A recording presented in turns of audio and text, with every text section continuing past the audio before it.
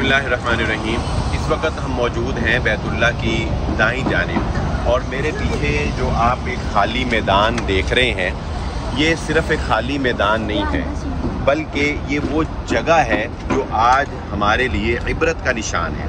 आप देख सकते हैं कि इसके चारों अतराफ में बड़ी बड़ी बिल्डिंग जो हैं वो मौजूद हैं, लेकिन बिल्कुल सेंटर में ये मैदान क्यों खाली है? ये मैदान जानबूझकर खाली नहीं रखा गया, बल्कि यहाँ पर तामीरात करने की बारहा कोशिश की गई।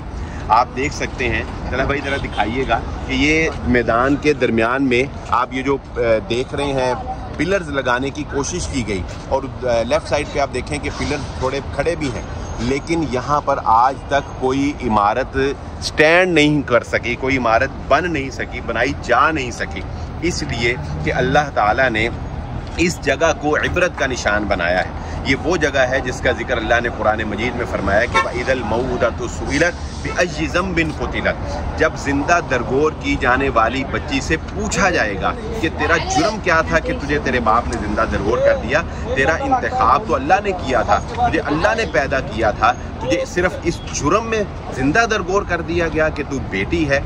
ये कब्रिस्तान उन बच्चियों का कब्रिस्तान है, ये वो जगह है जहाँ पर बेटियों को पैदा होते ही जिंदा दरगोर कर दिया जाता था। ये नसीहत है उन जालिमों के लिए, और ये अल्लाह रब्बुल इज़्ज़त की तरफ से निशानी है कि अल्लाह ताला क़यामत वाले दिन मज़लूमों की मदद ज़रूर ब ज़रूर करेगा। वो लोग इबरत हासिल करें इस कब्रिस्तान से जो बेटियों के ऊपर जुल्म करते हैं, जो बेटियों के साथ नारवा सलूक करते हैं, बेटियों की पैदाइश पर जिनके चेहरों के ऊपर अफसुर्दगी छा जाती है। आज भी वो लोग जो सिर्फ इस वजह से अबॉर्शन करवा देते हैं कि उनके यहाँ बेटी पैदा होने वाली है, वो उतने ही बड़े मुजरिम हैं जितने इन जिंदा दरगोर करने वाले बाप जो है वो मुजरिम थे। याद रखें कि बेटी या तो आपके लिए जहन्नुम है या आपके लिए जन्नत है। बेटी के ऊपर जुल्म और ज्यादती करके और उसकी हक तलफी करके और उसके साथ नाइंसाफ़ी करके आप जहन्नुम का ईंधन बन सकते हैं, लेकिन यही बेटी रसूलुल्लाह सल्लल्लाहु अलैहि वसल्लम के फरमान के मुताबिक आपकी जन्नत है।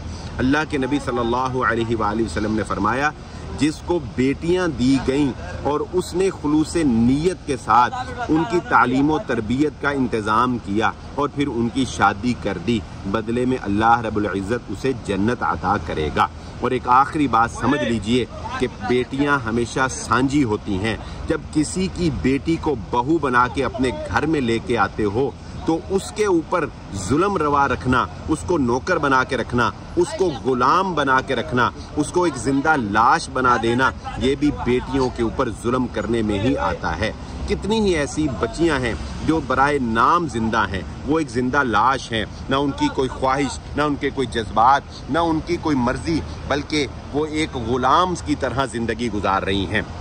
याद रखें ये बात, बहुओं के ऊपर जुल्म ना करें। बहू भी बेटी ही होती है। इस्लाम ने बहू के अलग से कोई हकूक़ इसलिए बयान नहीं किए क्योंकि इस्लाम ये कहता है कि जब किसी की बेटी तुम्हारे घर बहू बन के आती है, तो जिस तरह तुम अपनी बेटी के लाड उठाते हो, जिस तरह अपनी बेटी को खुश देखना चाहते हो, इसी तरह उस दूसरे किसी की बेटी को भी खुशियां दो, उसको भी अपनी बेटी वाला प्यार दो, उसको भी इस घर की मलका बनाओ, उसको भी इस सहन की रौनक बनाओ। रसूलुल्लाह सल्लल्लाहु अलैहि वसल्लम को अल्लाह ने 4 बेटियां दी और नबी सल्लल्लाहु अलैहि वसल्लम ने चारों बेटियों के साथ इतनी मोहब्बत की कि हज़रत उस्मान गनी रज़ी अल्लाह ताला अन्हु को आपने फरमाया कि तुम मेरी बेटी की खिदमत करो, अल्लाह रब्बुल इज़्ज़त तुम्हें उतना ही सवाब अता फरमाएगा और उतना ही माल गनीमत हम तुम्हें देंगे जितना कि बदर में शरीक होने वाले मुजाहिदीन के लिए है। हज़रत फ़ातिमा के बारे में नबी सल्लल्लाहु अलैहि वसल्लम ने फरमाया था, फ़ातिमा तो बिज़अतुम मिन्नी, फ़ातिमा मेरे जिगर का टुकड़ा है। जिसने फ़ातिमा को तकलीफ़ दी